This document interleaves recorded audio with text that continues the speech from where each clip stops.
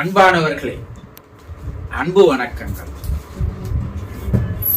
நாள்தோறும் தொடர்ந்து இந்த சேனலை பார்த்து வருகின்ற உங்களுக்கு என்னுடைய மனமார்ந்த நன்றிகள்.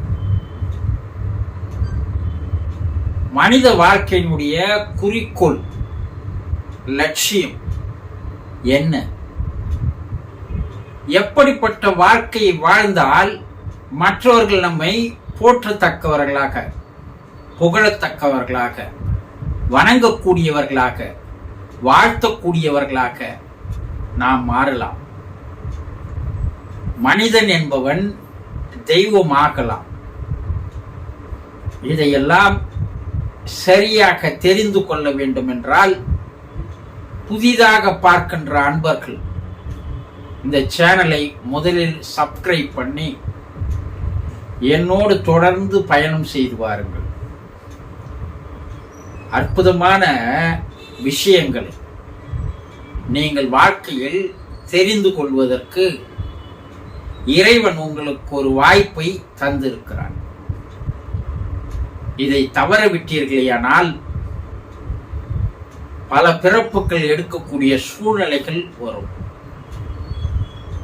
ஒரு ஞான கல்வி கிடைப்பது என்பது அரிதிலும் அரிது.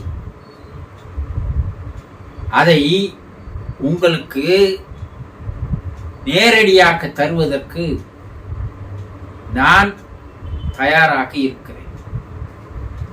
என்னோடு தொடர்ந்து பயணம் செய்து வாருங்கள். ஒரு அற்புதமான இறைவழி மார்க்கத்தை நாம் பின்பற்றி வாழலாம். இன்று நாம் பார்க்க போவது ஒரு அன்பர், குருஜி. நிறைவேறாத ஆசைகளோடு இறந்து போகிறார்களே, அவர்களுடைய நிலைமை மேலுலகில் என்னவாக இருக்கும் என்று கேட்டிருக்கிறார். இறக்கின்ற மனிதர்கள் எல்லோருமே நிறைவேறாத ஆசைகளோடு தான் இறக்கிறார்கள். மனிதர்களே ஆசைகளோடு தான் வாழ்ந்து வருகிறார்கள். ஆசையில் ஆனது மனம். ஆசையை அறவே ஒளி என்று ஒரு ஞானி கூறினார். அத்தனைக்கும் ஆசைப்படு என்று ஒரு துறவி கூறுகிறார்.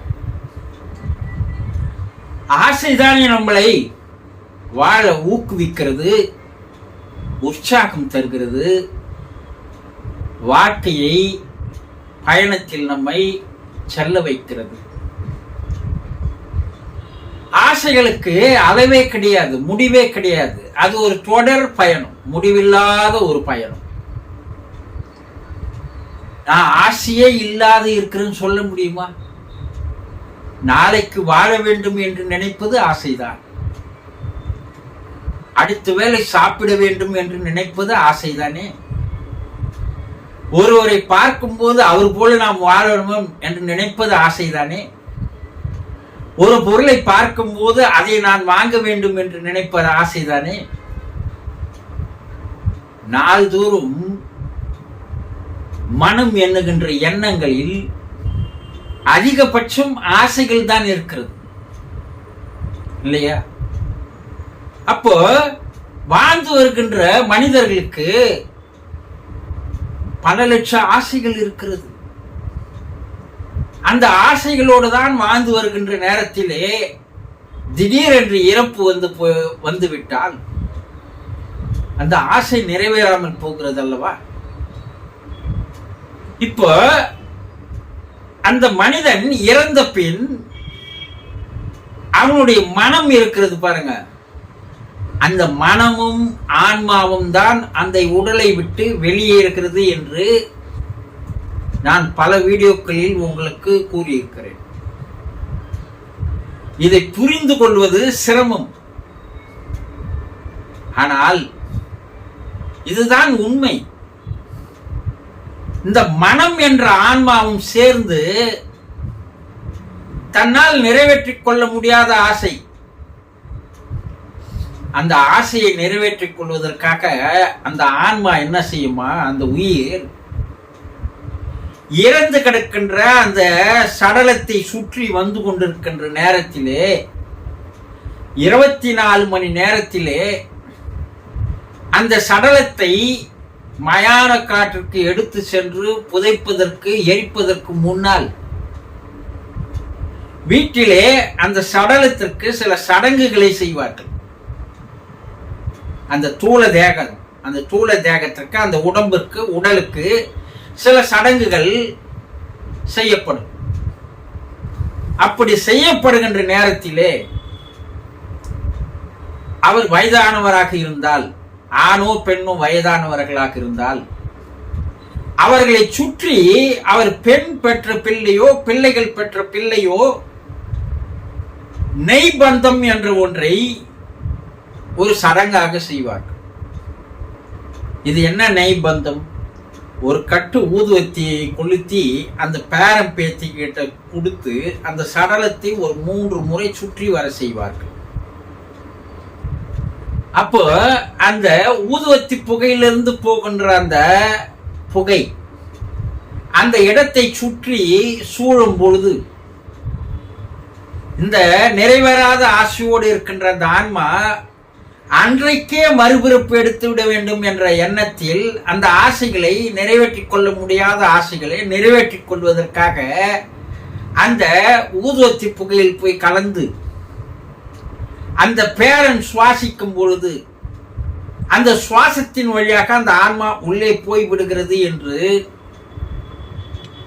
பல 1000 ஆண்டுகளாக நம்முடைய புராணங்களில், இதிகாசங்களில், கடோப உபநிடத்தில், கருட புராணத்தில் எல்லாம் சொல்லி இருக்கிறார். 24 மணி நேரத்துல தன்னால் நிறைவேற்றிக் கொள்ள முடியாத ஆசை அது எவ்வளவோ இருக்கலாம். அது எல்லாம் நிறைவேற்றிக் கொள்வதற்கு உடனேயே ஒரு புதிய உடலை, அதுவும் சிறு வயது உடலை அது தேர்ந்தெடுத்துக் கொண்டு அந்த பேரனுடைய உடலுக்குள் உள்ளே புகுந்து அந்த பேரனுடைய உடலை தன்னுடைய வாகனமாக்கி கொண்டு அவனுடைய மனதை தன்னுடைய கட்டுப்பாட்டுக்குள் கொண்டு வந்து இதனுடைய எண்ணங்களை, ஆசைகளை, நிறைவேறாத ஆசைகளை அந்த பேரனை வைத்து நிறைவேற்றிக் கொள்ளுகின்ற வேலையை செய்யும். இது ஒன்று. சரி, அதனால் முடியவில்லை என்றால் இடுகாட்டுல போகணும்னா அங்க வாய்க்கரிசி என்று சொல்லுவார்கள். அது என்ன பண்ணுவாங்க, சுற்றத்தார், பங்காளிகள், நண்பர்கள், உறவினர்கள் கையில் கொடுத்து அதை அந்த சடலத்தின் மீது போட வைப்பார்கள். அப்போ அந்த அரிசியில் கலந்து அந்த ஆன்மா அவருக்கு விருப்பமான உறவினர்களோ பங்காளிகளோ நண்பர்களோ அவர்கள் அந்த உள்ளங்கையில் அரிசியை வைக்கும் போது அந்த உள்ளங்கை வழியாக அந்த ஆன்மா அவர்களுக்குள் உடலுக்குள் சென்று அந்த உடலை தன்னுடைய வாகனமாக்கி கொண்டு அவர்களுடைய மனதை தன்னுடைய கட்டுப்பாட்டுக்குள் கொண்டு வைத்துக் கொண்டு தன்னுடைய நிறைவேறாத ஆசைகளை நிறைவேற்றிக் கொள்வதற்கு முயற்சி செய்கிறது என்று சொல்கிறார்கள். இது 2வது. 3வது, தன்னுடைய மகன் கொல்லி போடும் போது ஒரு புதிய பானையில் நீர் ஊற்றி அவன் தோல் மீது வைத்து ஒரு 3 சுற்று கடைசியாக அதை புதைப்பதற்கு முன், எரிப்பதற்கு முன் ஒரு 3 சுற்று சுற்றி வரும்போது அந்த நீருக்குள்ளே அந்த ஆன்மா உள்ளே போய் கலந்து அந்த வெட்டியான அந்த பானையை கத்தியால் துளையிடும் போது அந்த துளையின் வழியாக அந்த தண்ணீர் அந்த பிள்ளையினுடைய முதுகில் வழின்று ஓடும் போது அந்த நீரில் வந்த அந்த ஆன்மா அந்த பிள்ளையினுடைய முதுகு தண்டில் உள்ளே புகுந்து அந்த பிள்ளையை தன்னுடைய வாகனமாக்கி கொண்டு அந்த பிள்ளையினுடைய மனதை தன்னுடைய கட்டுப்பாட்டுக்குள் கொண்டு வந்து வைத்துக் கொண்டு தன்னுடைய ஆசைகளை நிறைவேற்றிக் கொள்கிறது என்று சொல்கிறார்கள். இது 3 முறையில முயற்சி செய்கிறது. இல்ல இது எதையுமே நடக்கல அப்படின்னா அந்த ஆன்மா ஆவி உலகத்திற்கு செல்லும் போது தான் நிறைவேற்ற முடியாத ஆசைகள், அந்த ஆசைகளை நினைத்து, அதனுடைய கனவுகளை நினைத்து நினைத்து வருந்திக் கொண்டு, வேதனைப்பட்டு கொண்டு, கவலைப்பட்டு கொண்டு, கண்ணீர் விட்டுக்கொண்டு, கதறி அழுது கொண்டு இருக்கிறது என்று ஆவி உலக ஆராய்ச்சியாளர்கள் கூறுகிறார்கள். ஐயோ, நான் வீடு கட்டி முடிக்கணும்னு நினைச்ச முடியலையே, என் பிள்ளை கல்யாணம் பண்ணி பார்க்கணும்னு ஆசைப்பட்ட முடியலையே, என்னுடைய பெண்ணுக்கு கல்யாணம் பண்ணி பார்க்கணும்னு ஆசைப்பட்ட முடியலையே, நான் எவ்வளவு சொத்து சேர்க்கணும்னு நினைச்ச முடியலையே, நான் சேர்த்து வச்ச சொத்துல எல்லாம் எடுத்து போய் பல இடங்களை வாங்கணும்னு நினைச்ச முடியலையே. இப்படி பல்வேறு ஆசைகள். இந்த ஆசைகள் எல்லாம் நிறைவேற முடியாமலே இறந்து போவதால் அதை நினைத்து கொண்டு அது வேதனைப்பட்டு கொண்டு இருக்கிறது.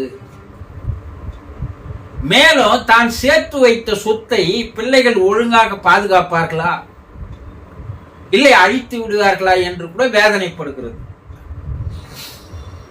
இப்படி வேதனைப்பட்டு பட்டு அந்த ஆன்மா சாந்தி அடையாத நிலைக்கு தள்ளப்படுகிறது. ஆனா காலம் செல்ல செல்ல அந்த ஆன்மாவுக்கு பக்குவமும் எதையும் ஏற்றுக்கொள்ளக்கூடிய தைரியமும் அதற்கு வரும்போது அது ஒரு மறுபிறப்பு எடுப்பதற்கு இந்த நிறைவேறாத ஆசைகள் தான் விதையாக, வித்தாக, காரணமாக அமைகிறது. இந்த நிறைவேறாத ஆசைகள் கூட மனத்தில் தானே இருக்கிறது. அந்த மனம் தானே போய் இருக்குது மேல. அந்த மனம் தான் வாங்கிய கடனை, தன்னால் நிறைவேற்ற முடியாத கனவுகளை எல்லாம் சுமந்து கொண்டிருக்கிறது இல்லையா, அதை நிறைவேற்றிக் கொள்வதற்காக மறு ஒரு பிறப்பு கண்டிப்பாக எடுத்தே ஆக வேண்டிய கட்டாயத்திற்கு தள்ளப்படுகிறது. அப்போ நிறைவேறாத ஆசைகளோடு போகின்ற ஆன்மா அதை நிறைவேற்றிக் கொள்வதற்காக விரைவில் மறு ஒரு பிறப்பை எதிர்பார்த்து காத்திருக்கிறது. அப்படி வருகின்ற அந்த ஆன்மா போன பிறவியில் நாம் நிறைவேற்றிக் கொள்ள முடியாத ஆசைகளை நிறைவேற்றிக் கொள்ளலாம் என்ற எண்ணத்தோடு தானே அது வருது பூமிக்கு. ஆனால் ஒரு விசித்திரம், ஒரு வியப்பு என்னன்னா, அது மறு ஒரு உடலில் வந்து 5 வயது வரை அந்த மனம் செயல்படாது. 6வது வயதிலிருந்து மனம் செயல்படும். அப்போ போன பிறப்பினுடைய நிறைவேறாத ஆசைகளை எல்லாம் அது ஆழ் மனதில் அப்படியே வைத்துவிட்டு புதிய வாழ்க்கையை துவக்குகிறது, புதிய ஆசைகளை ஆரம்பிக்கிறது. இப்படி நிறைவேறாத ஆசைகள் பல்வேறு பிறப்புகளை தருகிறது என்று கூறுகிறார்கள். இதனால்தான் புத்தன் ஆசையை அறவே ஒழி, ஆசை இருக்கின்ற வரை உன்னால் பிறப்பிலிருந்து விடுபட முடியாது, நீ இறைநிலையை அடைய முடியாது, இறைவனாக மாற முடியாது என்று புத்தன் சொன்னார்.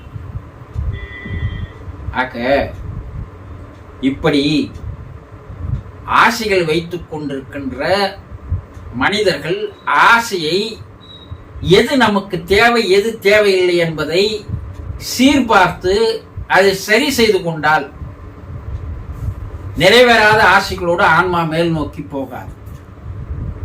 புரிந்து கொண்டீர்களா? சந்தோஷம்.